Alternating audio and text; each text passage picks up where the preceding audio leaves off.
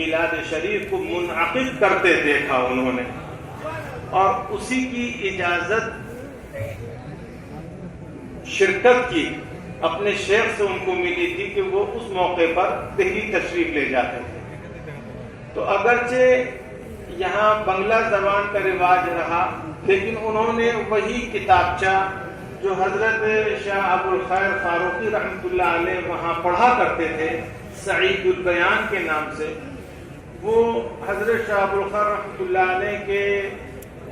دادا محترم حضرت شاہ احمد سعید مجددی رحمۃ اللہ علیہ کا ترتیب کردہ تھا، ان کا تصنیف کردہ تھا۔ تو اسی کتاب سے آپ پڑھا کرتے تھے حضرت غوث دہلوی، اور انہی کی ہی اس طریقہ اور سنت پر عمل کرتے ہوئے حضرت کلنگی رحمۃ اللہ علیہ نے یہاں پر یہ معمول رکھا۔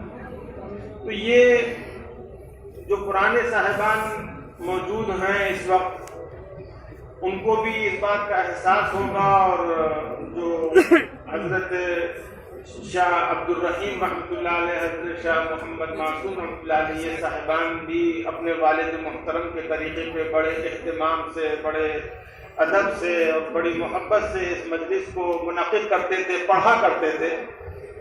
تو ہمارے لیے اس وقت وہ ایک لفظ کہا جاتا ہے محاورے میں، نور علی نور۔ تو یاد تو ہے اس مجلس میں حضرت غوث دہلوی کی، عمل کیا اس کو لا کے حضرت کھلنوی نے، آپ کے صاحبزادگان گرامی نے اپنے والد محترم کی سنت طریقے کو جاری رکھا۔ تو اور انہی کی ہمارے مشفق مہربان حضرت شاہ محمد معصوم رحمۃ اللہ علیہ کی چاہت اور خواہش کہ اس مجلس میں شرکت رہے اور اس کو منعقد رکھا جائے اور اس میں بیان کا ذمہ آپ لیجئے۔ تو مجھے بھی اس مرتبہ جب آ رہا تھا سفر میں تو پیچھے کے واقعات یاد آ رہے تھے، پھر حضرت کھلنوی کا کیسے آنا ہوتا تھا دہلی، اور کس طرح سے دہلی سے ماشاءاللہ کیسے نعمتوں کے ساتھ اور کیسے وقار کے ساتھ اور کیسی نسبتوں کے ساتھ وہ اپنے علاقے میں تشریف فرما ہوئے، اور یہاں کی امانت کا اثر انہوں نے وہاں پر ظاہر فرمایا ماشاءاللہ۔ تو یہ مجلس ہمارے لیے ایک وقت کو تو اس میں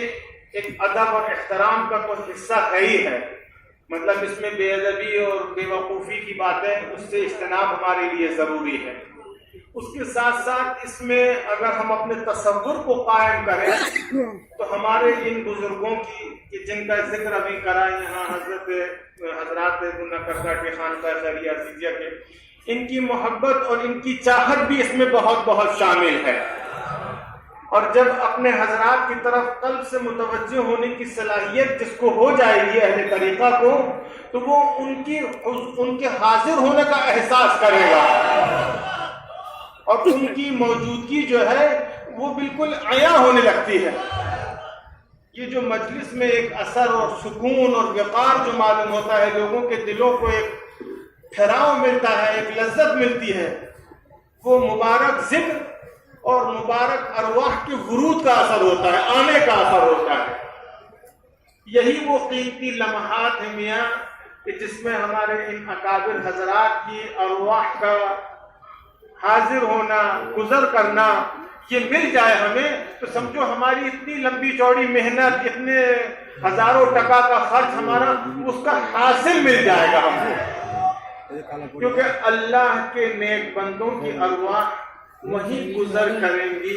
جہاں پر قبولیت کے آثار کھلیں گے۔ جہاں قبولیت کے آثار نہیں پھر وہاں پر وہ کیفیت وارد نہیں ہوگی۔ عمل تو میاں مجلس سے تو لوگ بہت کچھ کر لیں گے،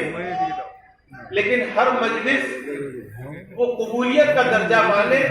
یہ اتنا آسان نہیں ہے۔ یہ ہمارے آپ کے گھرانے کے بزرگوں کی جاگیر نہیں ہے۔ ہمارے بزرگوں نے بھی بڑے ڈرتے ہوئے، بڑے ادب سے، بڑے احترام سے ان مجلسوں کو کیا ہے۔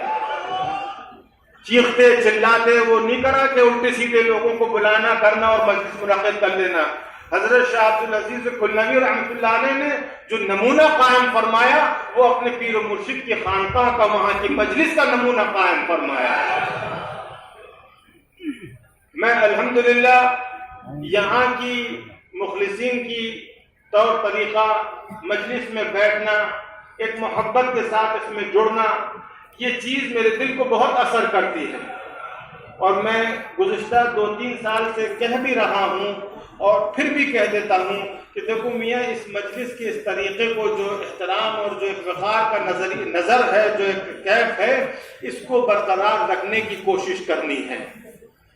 ظاہری طور پہ ہم اپنے ادب کا، اپنے جسم کا احترام دے رہے ہیں، اسی کے ساتھ ساتھ ہمارے دل اور ہمارے اعضاء کی بھی احترام کا جو ہے وہ اس میں اثر رہے۔ انشاءاللہ یہ فیض، یہ برکت جاری رہے گی۔ اللہ تعالی ہمارے لیے یہ لمحات اور یہ مجلس مبارک فرمائے۔ ابتدا کرتے ہیں۔ بسم اللہ الرحمن